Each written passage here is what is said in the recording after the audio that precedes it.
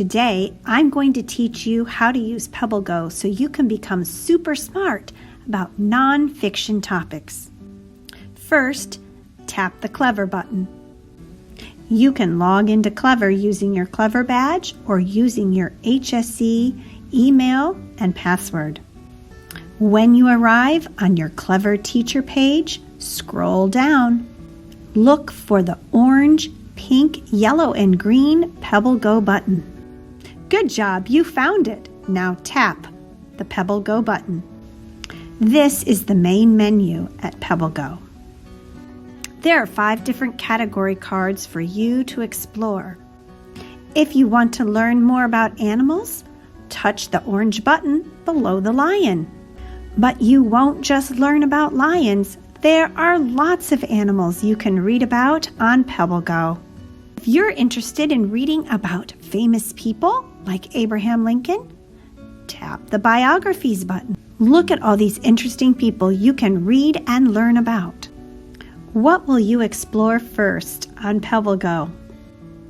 If you know exactly the topic that you want to learn more about, then you will tap on the Pebble Go search bar. Then type in the topic. I want to learn more about worms. There's so much to learn on Pebble Go. Tap the different tabs to learn even more.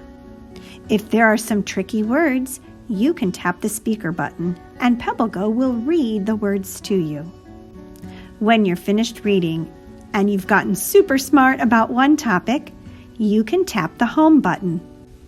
You'll come back to the Pebble Go main menu and then you can choose a new topic to learn about. On Pebble Go, you can read information both in English or in Spanish.